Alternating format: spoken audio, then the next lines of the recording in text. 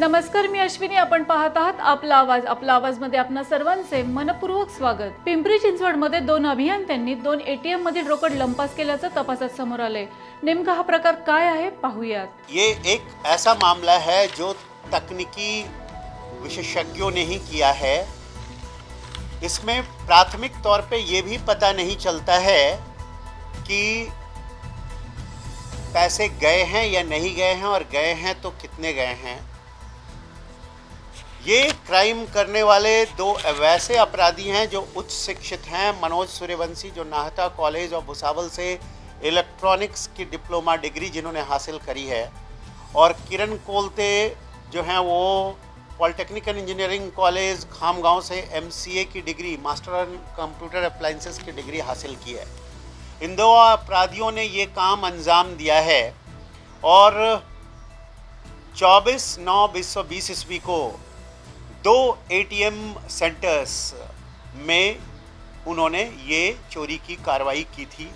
ये Dighi police station की हद में वड़मुखवाड़ी और मौली नगर के एरिया में हुई थी, और इसमें एटीएम टूटी हुई दिखने के पश्चात उसके सीपीयू वगैरह निकाल कर ले जाने के पश्चात ये शक पैदा हुआ कि यहाँ से चोरी गई, और उसके आधार पर 380 एंड 427 आईपीसी के धाराओं के अंतर्गत कार्रवाई की गई भारतीय दंड संहिता के.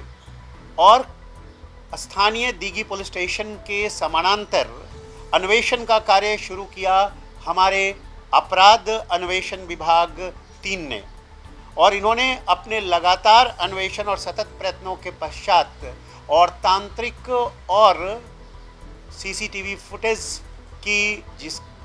फुटेज बहुत मुश्किल से मिल पाया, क्योंकि उन्होंने ब्लैक पट्टियां लगा दी थी सीसीटीवी के जहां जहां उन्हें दिखाई पड़ रहे थे और जहां तक उनकी जानकारी थी वहां पर.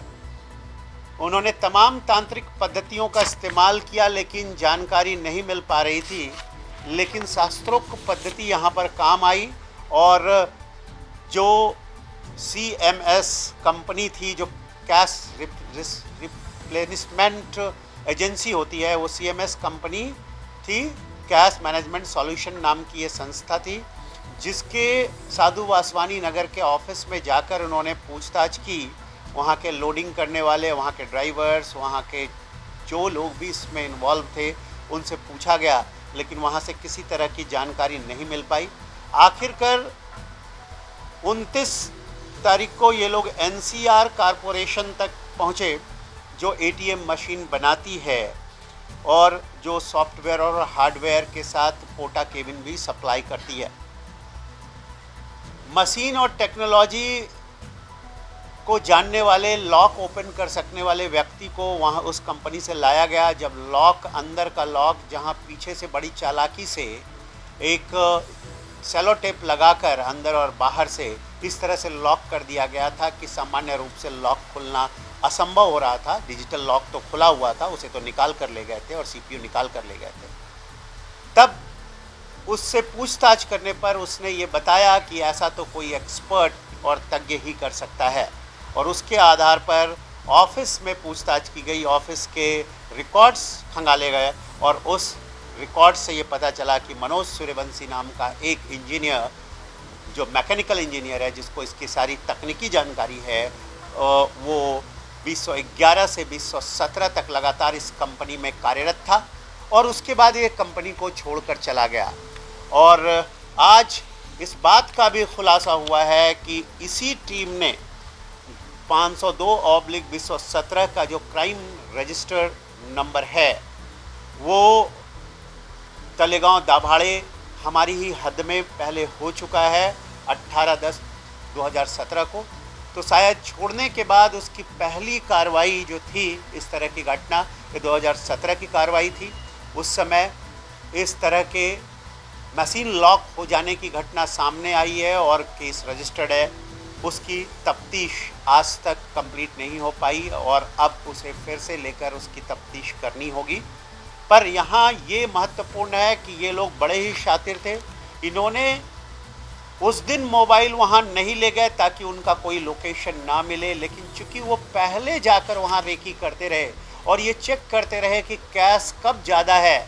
उस हिसाब से इनको पकड़ने में हमें कामयाबी मिली और पहले व्यक्ति को पकड़ने के बाद जो CPU यूनिट वगैरह को हैंडल करने के लिए उन्हें कंप्यूटर इंजीनियर की ज़रूरत थी, तो उनके दूसरे मित्र कंप्यूटर इंजीनियर को उन्होंने साथ मिलाया हुआ था और इस तरह से पकड़े जाने के पश्चात 4 दिन का हम लोगों ने PCR लिया 7 तारीख को इस महीने की, और उसमें पूछताछ के पश्चात आज तक हम लोगों को 66 लाख रुपए और एक और क्राइम की, एक और अपराध की जानकारी मिल गई है।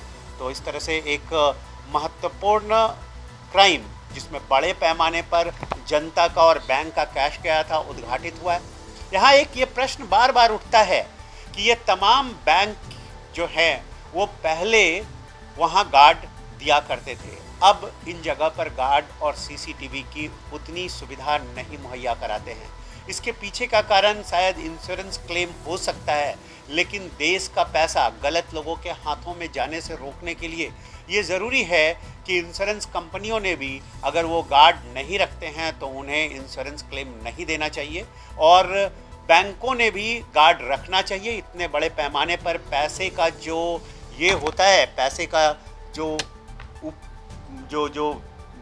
व्यवहार होता है उसमें 10-15 हज़ार रुपये अगर उनके लग जाते हैं गार्ड लगाने में तो ये कोई बहुत बड़ी बात नहीं होती है। ये सॉल्यूशंस को देने के लिए ऐसे सॉल्यूशंस को चुने जो उनके लिए गार्ड भी मुहैया कराए। ये बहुत ज़रूरी है क्योंकि आप आज मशरूम की तरह जगह जगह ATM सेंटर खोल रहे हैं, और इस मशरूमिंग ऑफ ATM सेंटर्स को तभी सुरक्षित किया जा सकता है जब बैंक भी हमारा साथ दें, वो अपने हाथ उठाकर खड़े ना हो जाएं। धन्यवाद। जय हिंद।